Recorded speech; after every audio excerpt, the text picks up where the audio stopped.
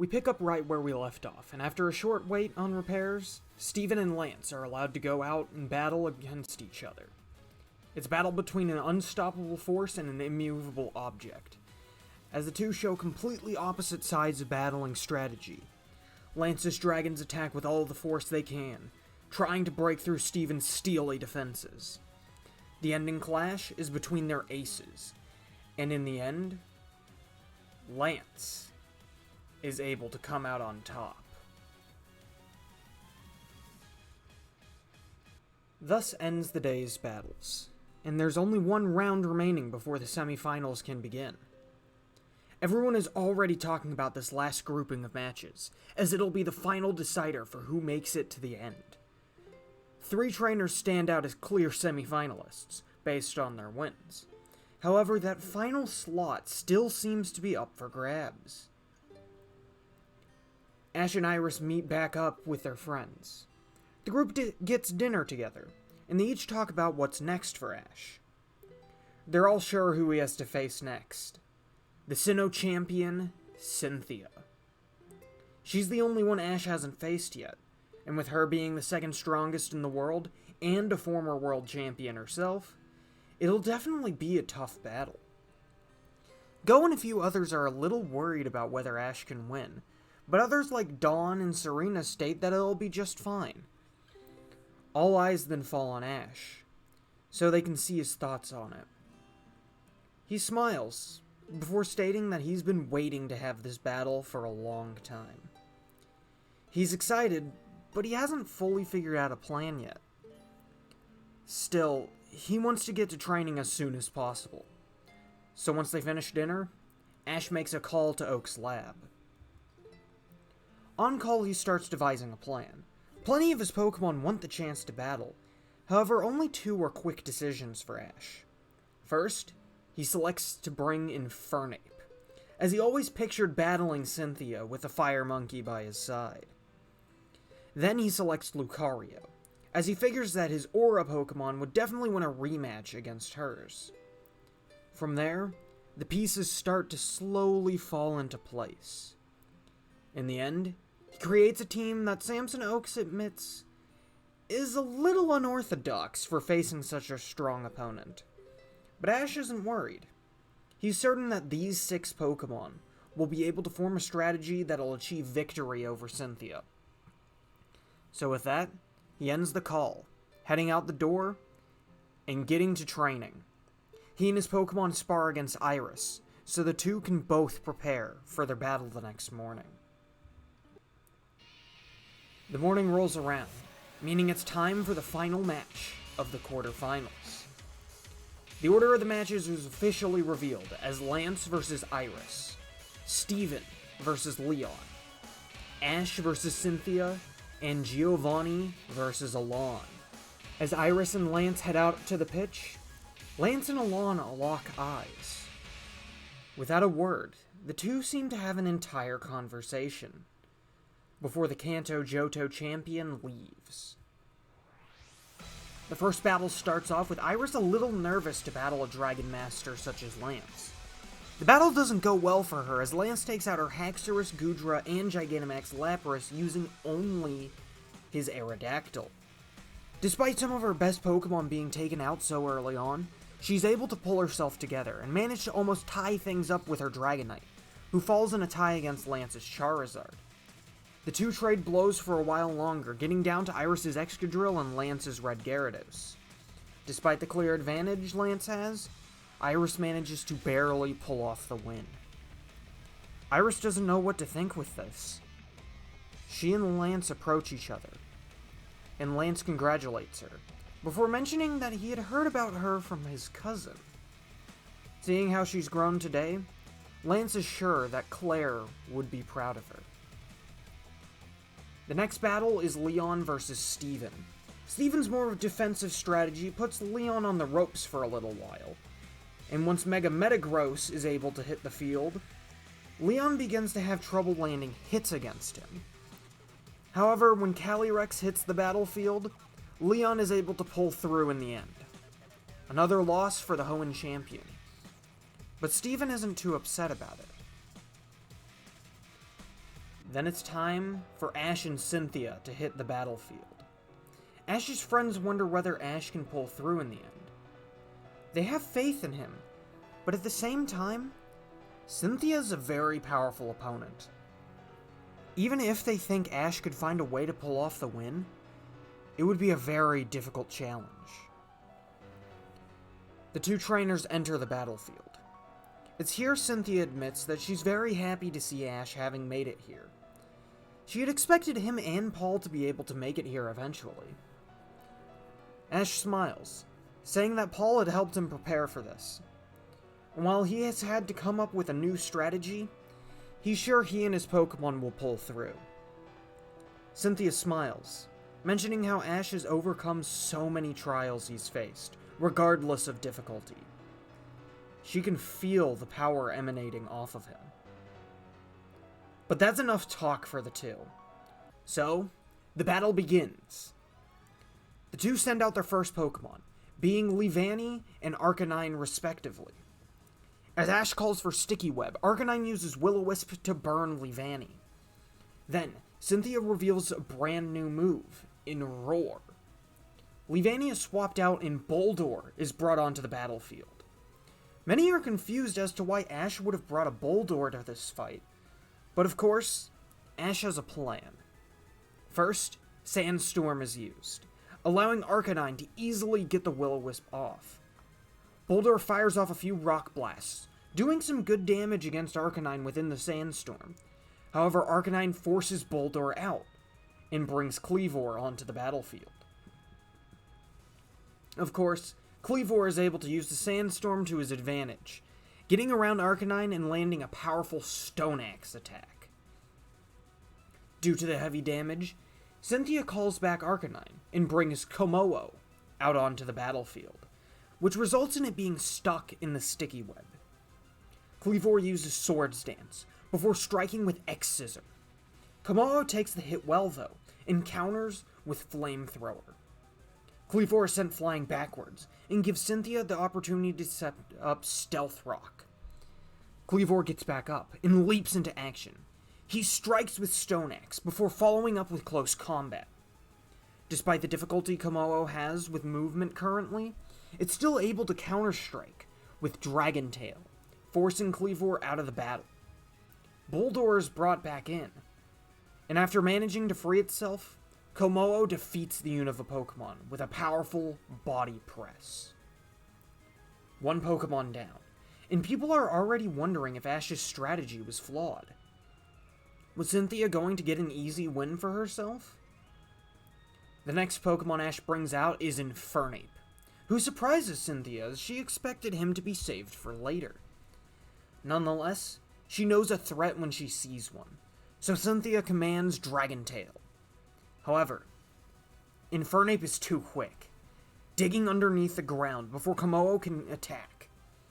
Before Kommo-o can predict whether Infernape can pop out from, the armored reptilian begins to realize that things are starting to get a little toasty.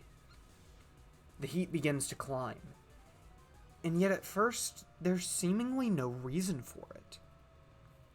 Once it's realized that the heat is coming from the ground, Kommo-o is only barely able to avoid taking major damage, while the stealth rocks that were set are burned through completely. Moments later, Infernape breaks through the ground behind Kommo-o and delivers a powerful fire punch to the pseudo-legendary. Unfortunately, Infernape has gotten a little too close, allowing Kommo-o to strike with a Dragon Tail and force the flame Pokemon off the battlefield. Leavanny is brought back onto the battlefield, and immediately he binds Kommo-o with String Shot. This won't bind Kommo-o for long though, as it already begins to use its scales to break the string. So there's only one thing that Leavanny is able to do. Keeping Kommo-o bound for as long as possible, Leavanny rushes in with a Leaf Blade. Kommo-o manages to break its jaw out of the String Shot, allowing it to fire off a Flamethrower. The flames engulf Leavanny. However, the bug still pulls through and lands the Leaf Blade. Both Pokemon fall, and it results in a draw for that round. Though, Ash has currently lost more Pokemon than Cynthia. Still, there's something familiar about this battle. Not everyone can quite place it, but Dawn and Brock both sense that history is repeating itself. The two trainers bring out their next Pokemon, with Kleavor returning to the battlefield in order to face Garchomp. Many are unsure as to why Cynthia has chosen her ace so early on.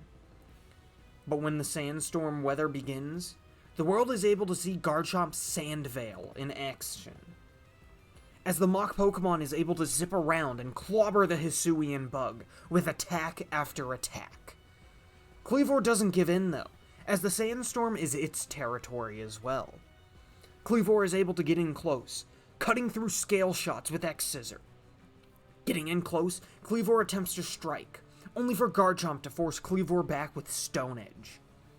After avoiding the attacks, Kleavor uses the stones to its advantage, leaping from each one before bringing a Stone Axe down on the Landshark's head. Garchomp fights back with Scale Shot, but Kleavor is able to use the spinning Stone Axe to deflect her attacks. Garchomp goes for another Stone Axe, but Kleavor leaps back, slicing through one of the rocks before flinging it towards Garchomp. Garchomp catches the stone, before being met with a powerful X-Scissor, which breaks through the stone, as well as landing against Garchomp. The pseudo-legendary staggers back in a daze, the sheer force of the blow being far greater than anticipated. Of course, Cynthia knows that's due to the bug's ability. Still, with a single command, Garchomp is able to snap out of it and blow Kleavor back with Scale Shot. Both Pokemon seem relatively winded. Kleavor has taken multiple hits, and Garchomp has lowered its defense drastically due to using Scale Shot. Either Pokemon could end up going down here, so both put everything into this last attack. Garchomp with Stone Edge, and Kleavor with Stone Axe. Kleavor breaks through each of the stone pillars Garchomp creates, managing to get up close and strike, knocking the pseudo-legend off balance. However, as Garchomp begins to fall back, a final Stone Edge breaks through the ground and strikes Kleavor across the abdomen. Both Pokemon fall backwards, and silence falls with them, as all wait with tense anticipation. Slowly, Garchomp is the one to get back to her feet. Ash is down another Pokemon now, and yet he doesn't seem that worried. In fact, he thanks Kleavor. Some of his friends then notice that he seems happier than normal, as if things are actually going well for him. Both trainers call back their Pokemon, as Cynthia decides to let her ace rest. The next two Pokemon on the battlefield are Gastrodon and Seismitoad. Immediately, the Vibration Pokemon begins vibrating the bumps on its body and utilizing Supersonic. This leaves Gastrodon confused, allowing Seismitoad to immediately follow up with a powerful Mud Shot. The Sea Slug doubles over, barely able to comprehend what just happened to it. Cynthia narrows her eyes, before calling for an Icy Wind. While the ice begins to freeze Seismitoad, Ash has his Toad Pokemon break through by bringing up a Sludge Wave. The sludge freezes, acting as a barrier, which shatters with a follow-up Scald from Gastrodon. Seismitoad takes the hit well, and when Gastrodon is told to use Recover, its confusion just results in it hurting itself. Ash calls for a Hydro Pump, however the attack doesn't land a scratch on Gastrodon. Rather, the high-powered water attack results in an aura of boosted energy enveloping the Gastropod. This is when Ash realizes his error.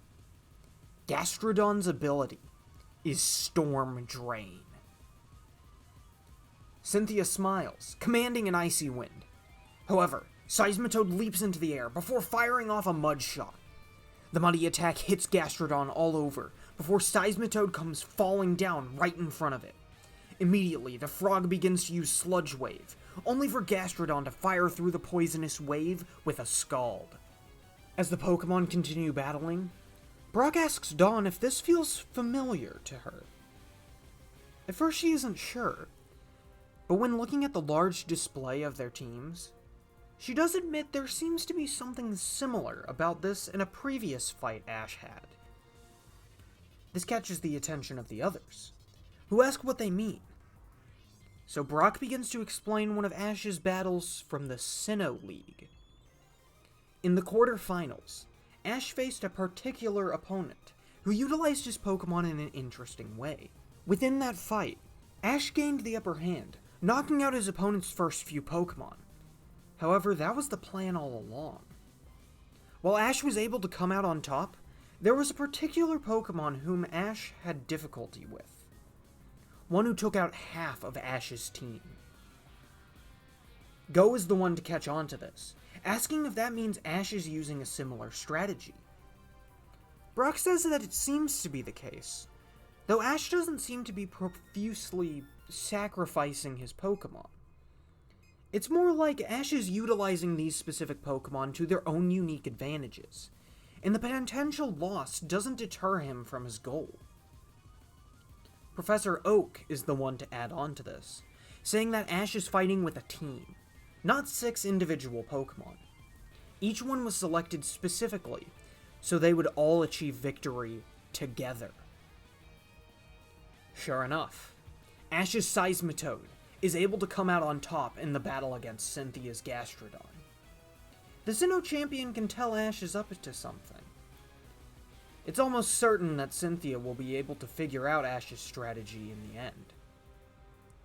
Her next Pokemon is Arcanine, who immediately starts off with a Will-O-Wisp. Ash has Seismitoad dispel the flames with Supersonic. However, the wisps of Spectral Flame were merely a distraction, as Arcanine is able to get in close and strike with a Flare Blitz. Much to Cynthia's surprise, however, Arcanine attacks, resulting in it getting poisoned. She smiles, asking if Ash brought Seismitoad in hopes of that enacting. Ash chuckles, saying that it wasn't the main part of the plan, but if Seismitoad's ability was able to activate, it would definitely come in handy. Cynthia notes that Seismitoad truly seems to be a threat as well. Then, she calls for Arcanine to roar. Thinking quickly, Ash counters with Supersonic. The noise fully cancels out for the two Pokemon, resulting in a stalemate between moves. Arcanine then charges in with Flare Blitz next, only for Seismitoad to attempt to use Sludge Wave as a guard. Once again, Cynthia's command was merely to fake Ash out, as Will-O-Wisps form, and manage to burn the Vibration Pokemon. Cynthia calls for Roar again, but before the command can be enacted, Seismitoad manages to strike with a powerful Hydro Pump, blasting the dog across the stadium battlefield. Seismitoad then goes for Mudshot, only for Arcanine to counter them with Will-O-Wisp, before healing itself with Morning Sun. Despite the ailments of both Pokemon, the two keep fighting, with Cynthia trying to find an opening to get Seismitoad off the battlefield. Ash isn't going to let that happen, of course, so the two both choose to go on the offensive. Seismitoad's long-range attacks make it difficult for Arcanine to get close, but when the Fire Dog is able to close the gap, it's able to do serious damage, even despite the type disadvantage. However, Cynthia then chooses to change tactics once again, switching her Arcanine out for Togekiss.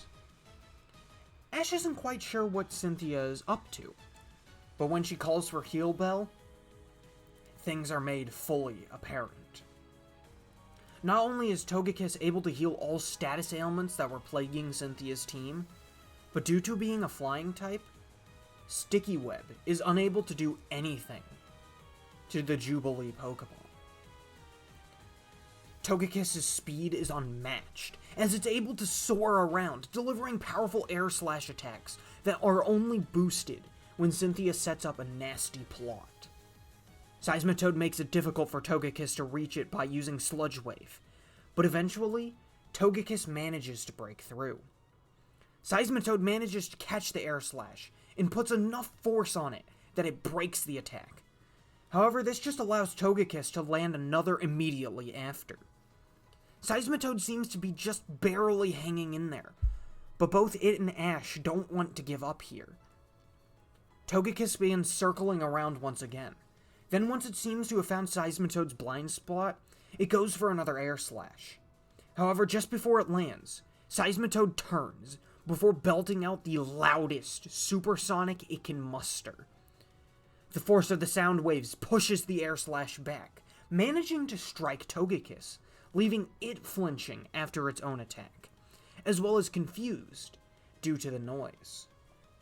Cynthia seems just as confused, being surprised that Seismitoad was able to pull off something completely out of the box there. Though, she's seen Ash fight before, so she can't be too surprised by his out-of-the-box strategies. Taking advantage of the avian's current state, Seismitoad strikes Togekiss with a Hydro Pump. The blow hits hard, but the Jubilee Pokemon is able to recover, even healing back with Roost, before releasing a barrage of Air Slash. Seismitoad attempts to fight back, but instead, the Vibration Pokemon is met with flinch after flinch. Eventually, Ash has no other choice but to call Seismitoad back. Cynthia finally speaks up, stating she knew what Ash was up to. He was planning on using Seismitoad to close the gap, like Paul did with his Drapion back in Sinnoh. Ash chuckles, admitting that he was hoping to. However, if Togekiss was going to make things difficult due to its ability, then he'll just have to work around that. With that, he brings out Lucario. The Aura Pokemon flares its aura, before leaping into action. Sure enough, when Togekiss attempts to use Air Slash on the Jackal, Lucario powers through, not once flinching in the face of it. This allows him to get in close and land a powerful Meteor Mash that forces Togekiss to the ground. Cynthia doesn't seem too surprised though, as she figured Lucario might have a similar ability to her own. Still, she knows there's a way she could even the odds, and so she chooses to go for Nasty Plot. This gives Ash an opening though, as he calls for Lucario to use Blaze Kick. As Togekiss powers up, Lucario strikes with a Burning Kick to the Oval Avian. He begins to charge up a powerful Aura Sphere as a follow-up, but Togekiss is able to put some distance between them with Air Slash. Togekiss proceeds with a flurry of the move, forcing Lucario to have to run and dodge until it can find an opening. Ash knows he has to focus, so he closes his eyes. He and Lucario, in perfect sync, come to one conclusion. Leaping out of the way of the Air Slash, Lucario begins to charge an Aura Sphere in both paws. Cynthia doesn't want to give Lucario the chance to fire off its signature move, so she calls for another Air Slash. However, Lucario is able to dodge, while still charging the Aura Sphere. The more Togekiss tries, the quicker Lucario moves, avoiding attack after attack while preparing the move. Cynthia has another idea, focusing the Air Slashes on destroying the ground around Lucario. Air Slash breaks up the ground, forcing the dirt and rock up into the air. However, Ash has an immediate strategy for this, calling for Lucario to use the flying debris as footholds. Lucario leaps up and begins to climb as fast as he can, with what little it can use within the air. While it doesn't get too high up, the feat astounds the audience, while Ash's friends cheer Lucario on, remembering the times Ash has done this before. Cynthia calls for Roost, allowing Togekiss to heal again, before commanding a torrent of Air Slash, knowing that Lucario won't be able to dodge in midair. Sure enough, very little debris is still in the air, but it's enough for Lucario to utilize. Its eyes glow with aura, as its legs burst into flames, pushing off of the last bits of debris. The Aura Sphere has grown more in size and power, still small enough to not have to be raised overhead, but enough to do the trick. The multiple air slashes all combine, becoming more like a blast that barrels straight towards Lucario. The Aura Pokemon doesn't stop though. Rather, it flips itself in the air, connecting the Aura Sphere to the blast. He gains momentum off of this, allowing himself to get closer to Togekiss, finally forcing the Aura Sphere down on the Jubilee Pokemon. The attack sends Togekiss flying back, landing at Cynthia's feet, completely unconscious.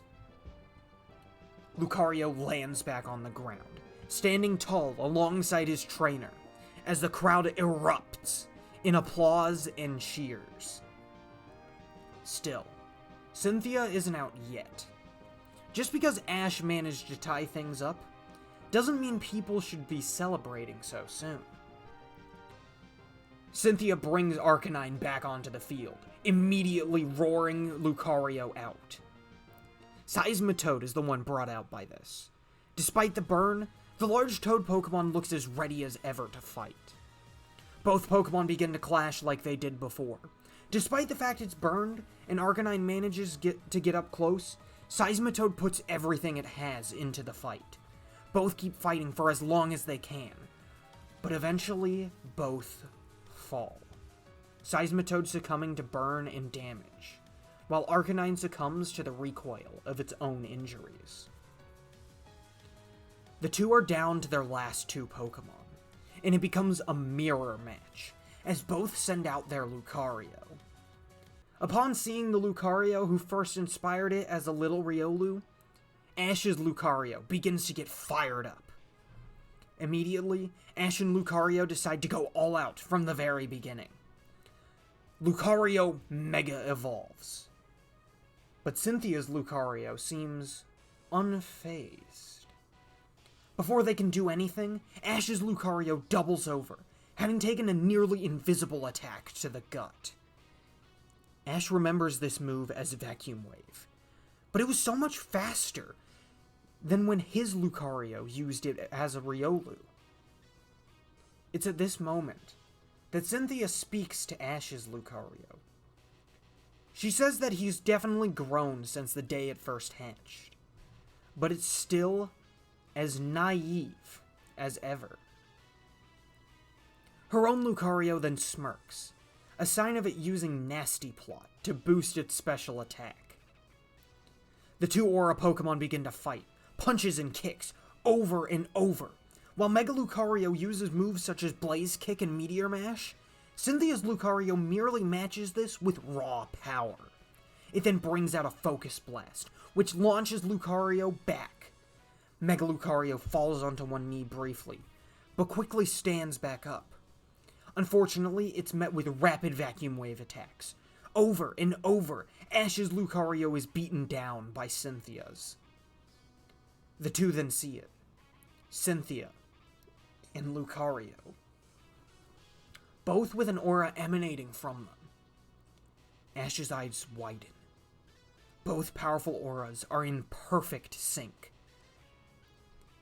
When Cynthia has her Lucario temporarily cease its attacks, Ash is able to call Cynthia's aura out. Cynthia is a little taken aback by this. She admits that she and Lucario had learned the ways of aura with an aura guardian in training. While they understand it and have managed to be in perfect sync, there are still plenty of things they need to learn. Aura is very mysterious, and something Cynthia is thinking about studying the history of. Lucario looks back at Ash, and he chuckles, agreeing with it on something.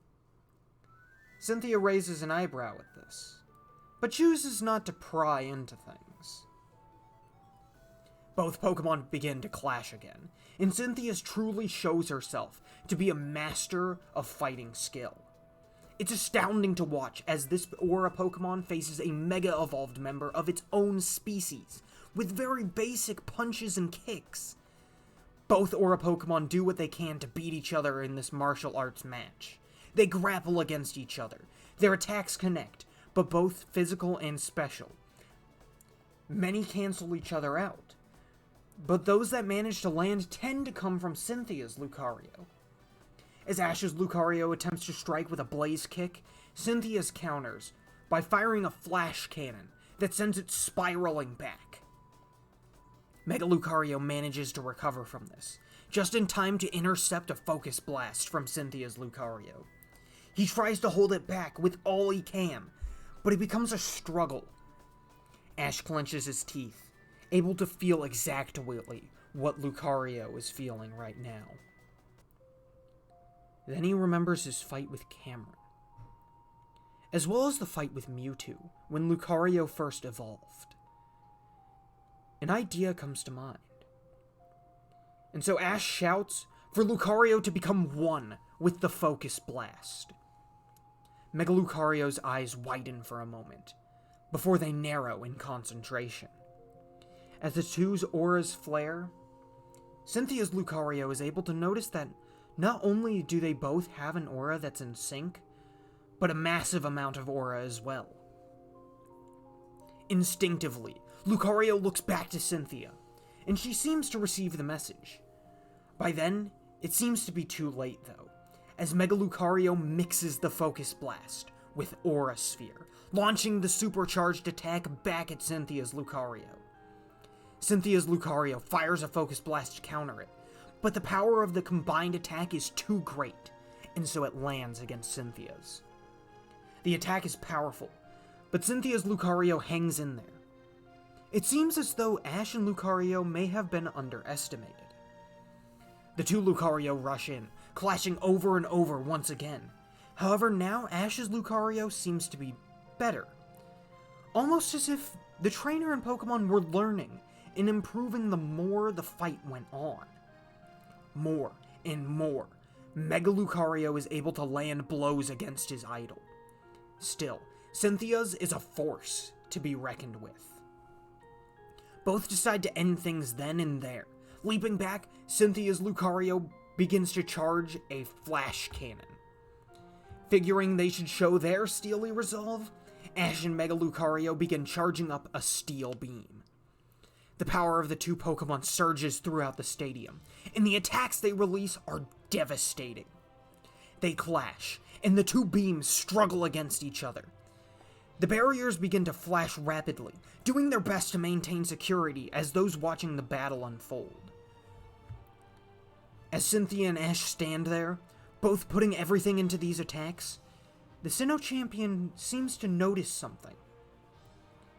It's faint, but she can manage to see the aura of both trainer and Pokemon.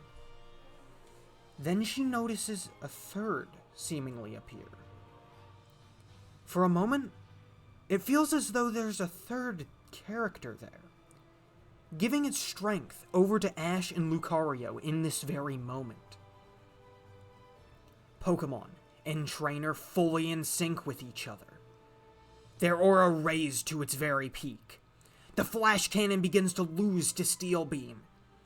Soon, Cynthia's Lucario is enveloped in the blast of Ash and Lucario's steely resolve.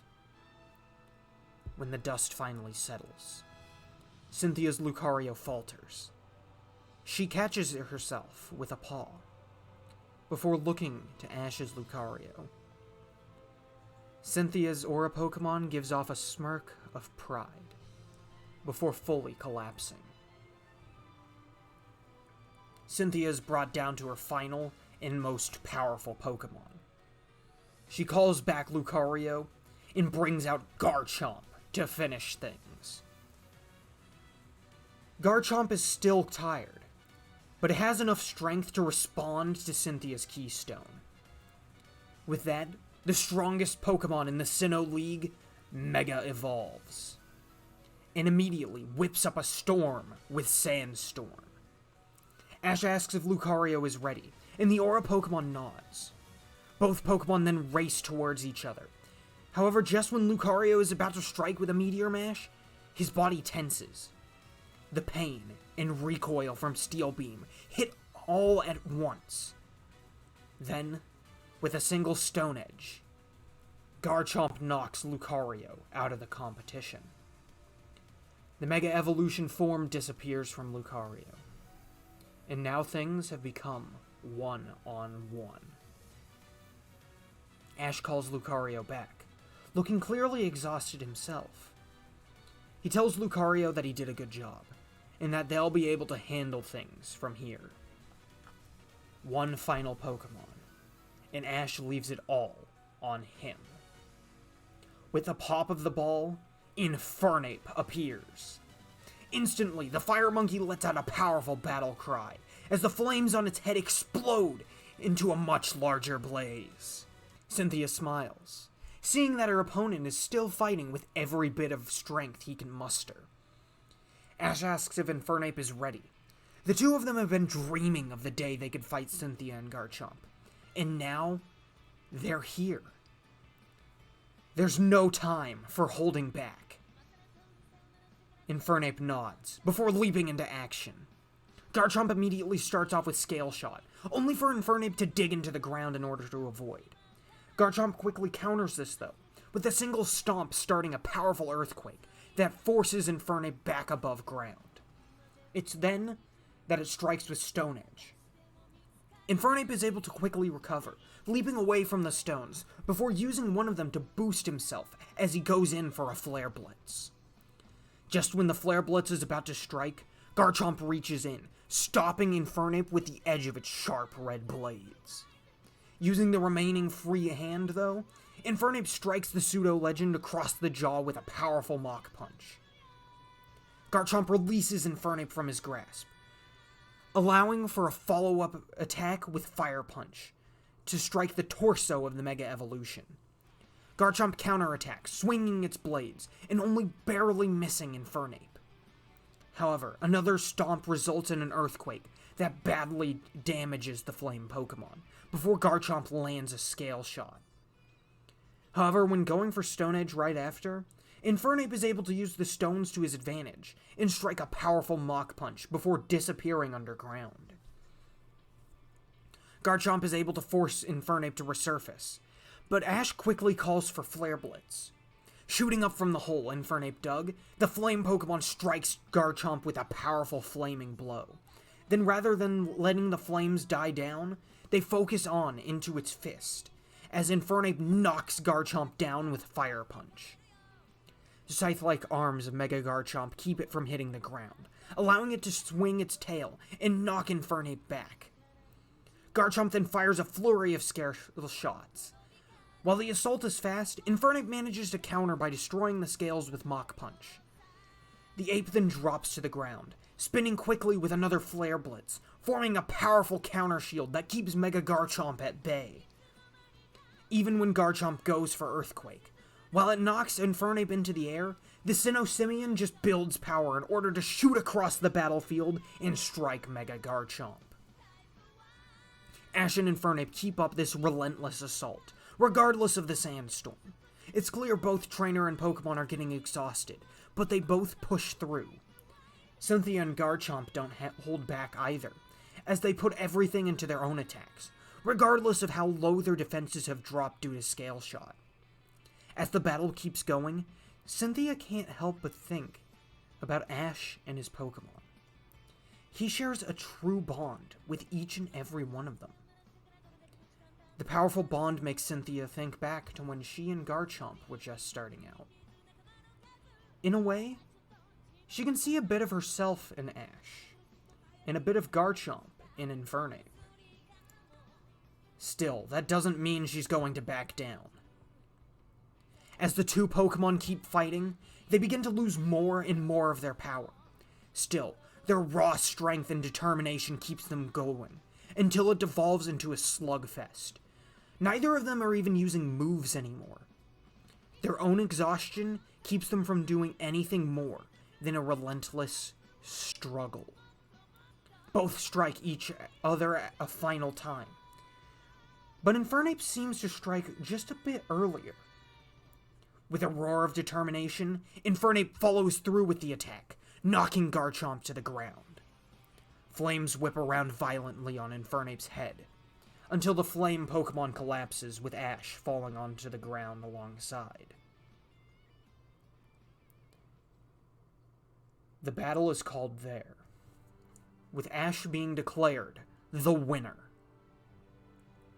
Ash lays, drenched in a pool of his own sweat. He hasn't even processed the fact that he had actually done it. Meanwhile, Cynthia calls back her Garchomp. She smiles, telling her partner that she fought well. Some of Ash's friends are a little confused. Max is the main one, asking how Infernape pulled through. Professor Oak is the one to answer, stating that while Garchomp had more raw strength due to sand force that remained through the lingering weather, Mega Garchomp's arms give it slightly less reach. Because Infernape was able to strike first, he was able to dig his fist in more. Before Ash gets up off the ground, Cynthia utters something familiar to anyone who has been to Amity Square. Friend, when every life meets another life, something will be born. Nobody knows why she says this, and the Sinnoh champion does not explain out loud. Rather, she simply looks at the 10-year-old boy that she first met in Sinnoh, and thinks about how far he's come since then. She then takes her leave in a very respectful manner. Ash is finally able to stand and make his way back to the locker rooms. He's still trying to process what just happened. He'd beaten Cynthia, and that solidified his spot in the semifinals. It felt almost like a dream. When the doors open, Ash is met by Alon. The Lumiose Conference champion has his battle next. One that the two remember. Lance had told him to forfeit. Alon looks a little conflicted, but still, he's prepared to go out there, onto the battlefield. Before Ash can even say anything, Alon comments that Ash never gives up, does he? It confuses Ash a little, but he ultimately says that he has before, but it never feels right. Multiple times he's been put down, but he's had others help him remember why he should never give up, till the very end. Alon smiles, thanking Ash for that, before he begins to take his leave. It finally clicks in Ash's head, so he stops Alon. When the Kalos trainer turns, Ash only tells him to do one thing. Win. Alon smirks, before giving Ash a thumbs up. Alon and Giovanni take their place on the battlefield. Giovanni is all but assured a place in the semifinals. Alon is the only trainer left before his spot will be finalized. The referee asks if the two are ready to go, and Alon already knows that Lance is watching. Still, he pulls out a Pokeball, proving that he isn't going to back away from this challenge. His opponent Giovanni barely pays this any mind, bringing out the Master Ball that everyone knows contains the powerful Mewtwo. The battle begins, and Tyranitar is brought out first. The Sandstream ability activates, whipping up a sandstorm once again. Without a single verbal command, Mewtwo teleports over to Tyranitar in order to attack. Just as Drain Punch is about to land, Tyranitar lands a Thunder Wave, paralyzing the Psychic type, before being instantly taken out. Next out is Dracozolt. Because of the paralysis and the Fossil's Sand Rush ability being activated, Dracozolt is able to attack quickly. Fire Spin traps Mewtwo, limiting its movements and allowing Dracozolt to attack over and over with Bolt Beak. Unfortunately, despite all the advantages, Mewtwo manages to knock Dracozolt out with an Ice Beam. Bisharp is up next, and is able to run in an attack with a powerful beat-up, hitting once for every member of Alon's team that's still conscious. Mewtwo attempts to strike with Drain Punch, but Bisharp is able to avoid one and land a Sucker Punch, before being hit by a second attempt at the attack. With that, Bisharp is knocked out. Mimikyu is next. The ghost Pokemon sets up a Swords Dance before striking with a powerful Shadow Sneak. Mewtwo lands an Ice Beam, but Mimikyu's disguise ability allows it to stay in, striking with another Shadow Sneak before being taken out for good. Metagross comes out and lets off a powerful Earthquake. Mewtwo teleports, avoiding any damage before appearing in the air and using Psy Strike to knock out the Hoenn pseudo-legendary. It's clear Giovanni has the advantage here, and yet Alon has managed to do significant damage to Mewtwo. Far more than anyone has really anticipated, even Giovanni himself. Alon leaves it up to his ace, whom he Mega Evolves as soon as he hits the field. With a powerful roar, Mega Charizard X hits the battlefield.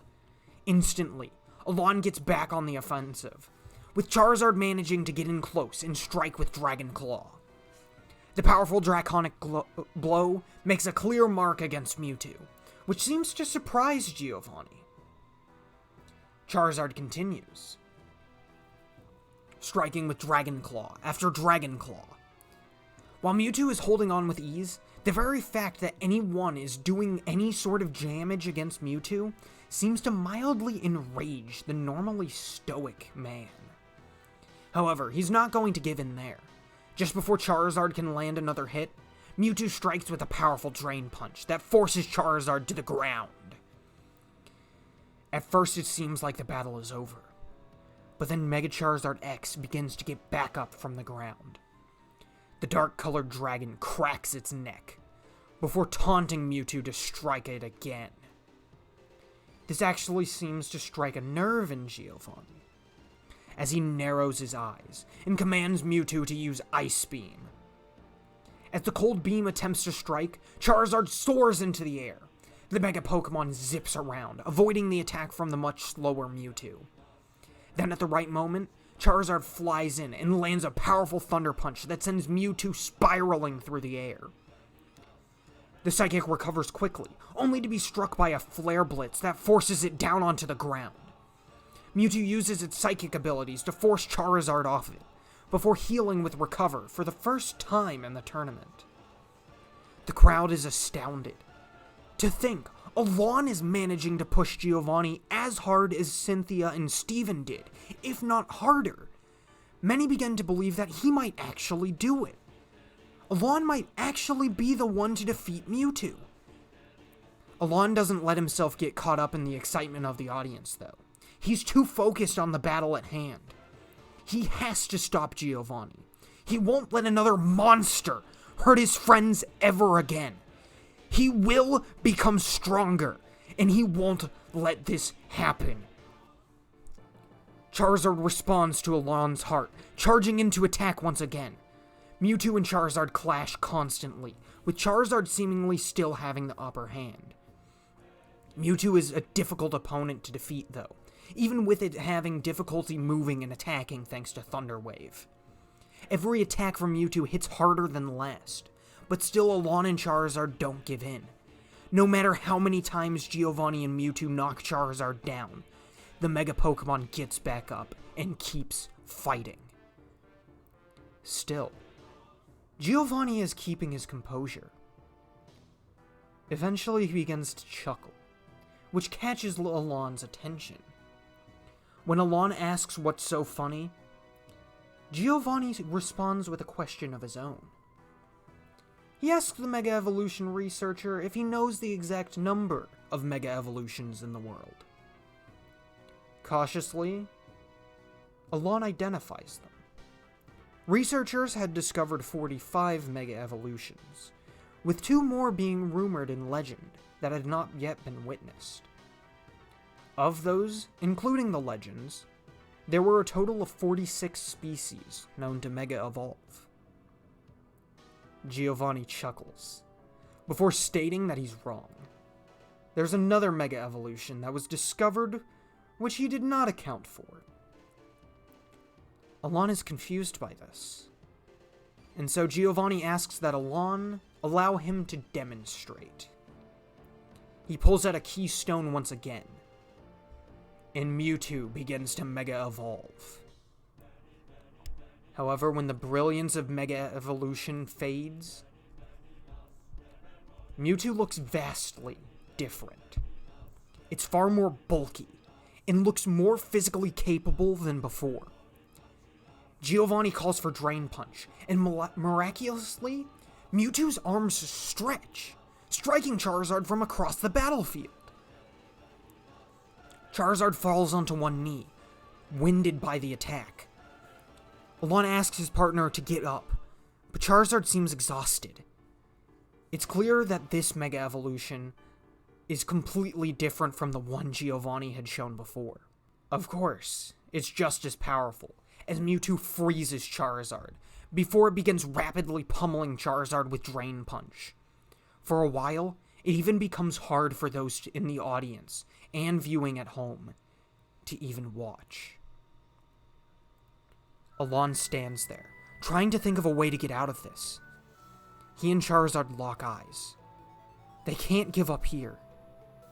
Slowly, Charizard gets back up and strikes with a Thunder Punch. The two Pokemon start to go back and forth.